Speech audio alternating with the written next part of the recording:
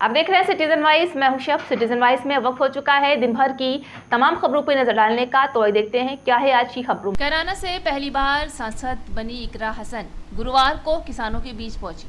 किसान मुआवजे के लिए धरना दे रहे थे। इस बीच पहुंची इकरा हसन ने लोगों से उनकी समस्या पूछी और उनका निवारण करने का वादा किया है। साथ ही ये भी कहा है कि हम आपकी आवाज़ को सदन में उठाएंगे।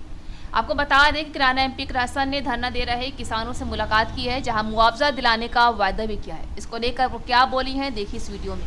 यहाँ पर उपस्थित हमारे गांव कलसी, रामराई खेड़ी, मालू और आसपास के इलाके के आए हुए सभी हमारे जिम्मेदार किसान, बुजुर्ग भाई, हमारे पत्रकार बंधु और माननीय अखिलेश यादव जी के आदेश पर यहाँ पर आपके बीच में पार्टी के सभी जिम्मेदार लोग जो यहाँ हम इकट्ठे डेलीगेशन के रूप में आए हैं, उन सब की तरफ से मैं आपको हाथ जोड़कर प्रणाम करती हूँ, सलाम करती हूँ। आज यहाँ पर हम, क्योंकि ये राजनीतिक ना आपका है, और हम यहाँ पर सिर्फ आपका सहयोग करने, आपका समर्थन करने, आपकी हिम्मत बढ़ाने, हौसला अफजाई करने के लिए और आपकी मांगे सुनकर उनको जो भी, जैसा शाहनवाज भाई ने कहा कि यहाँ पर लगभग चारों सदन के सदस्य मौजूद थे और हमारे माननीय राष्ट्रीय अध्यक्ष जी हैं, जो भी आपकी समस्या है उसको हम सभी लोग मिलजुल कर अपने अपने सदन में उठाने का काम करेंगे। सबसे पहले तो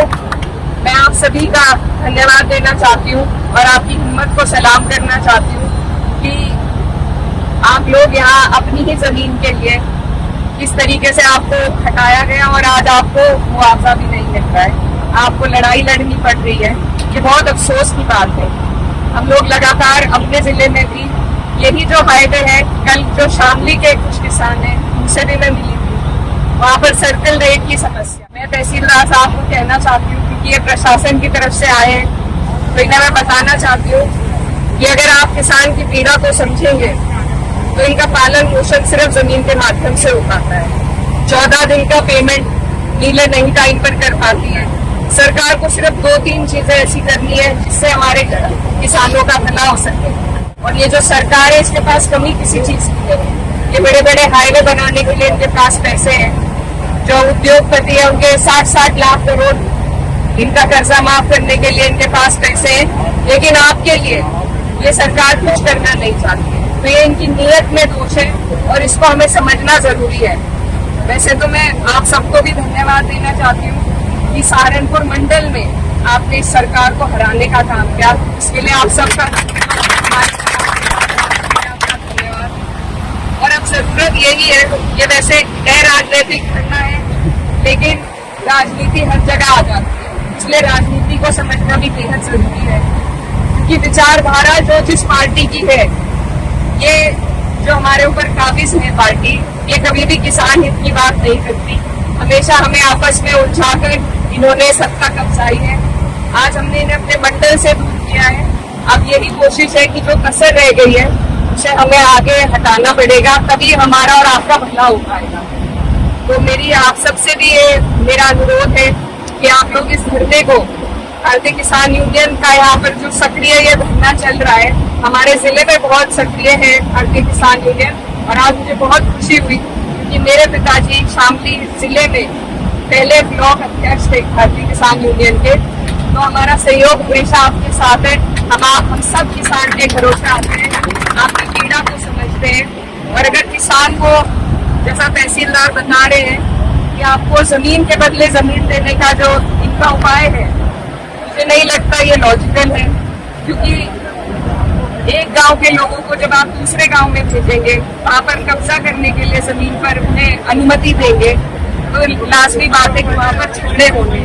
मुझे नहीं लगता कि कोई भी जमीन किसी भी ग्राम समाज की हो, तो चाहे रिक्त भी हो, उसे कोई छोड़ने का काम करेगा। हम सब मौजूद हैं, तो मैं इस सभा के माध्यम से आपको ये कहना चाहती हूँ, धरने के माध्यम से, कि ये उपाय बिल्कुल इलॉजिकल है, अनुचित है, और इसका कोई फायदा हमारे लोगों को, हमारे किसानों को नहीं होगा। तो इसीलिए आपसे मेरी ये गुजारिश है कि जिस तरीके से ये अपनी जमीन को बोते आ रहे थे, उसका फायदा उठाते आ रहे थे, आज हाईवे बनाने के लिए, और ये भी बहुत सही बात कही थी सुजिन भाई ने ये जो हाईवे बनाए जा रहे हैं इसमें किसानों का फायदा कम और उद्योगपतियों का फायदा ज्यादा है। और एक जो दूसरा पॉइंट इस हमारी सूची में था वो ये था कि इसमें सर्विस रोड बनाया जाए ताकि थोड़ा बहुत लाभ हमारे किसान इन रोडों का उठा पाए, ये जो हाईवे आप निकाल रहे हैं इनका उठा पाए। तो एक तो सर्विस रोड की जो हमारी समस्या है वो बहुत जरूरी है, उसको भी आप लोग संज्ञान में लें। और दूसरा जो किसानों का सही मुआवजा है उसको देने का आप लोग काम करें, क्योंकि सिर्फ किसान ऐसा हमारे देश में है जो इस देश की रीढ़ की हड्डी है, जिसको यहाँ पर पालन पोषण के लिए सिर्फ जमीन का उनका माध्यम होता है। वो आज आप लोग इनसे छीन रहे हैं, तो ये आपका फर्ज बनता है, इंसानियत के नाते कह लीजिए, इस देश के हित के नाते कह लीजिए कि आप इनकी पीड़ा को समझें, इनकी मुसीबत को समझें और इनके लिए अपनी रिपोर्ट में इनका पक्ष रखकर आप अपने अधिकारियों से इनके लिए बात करें।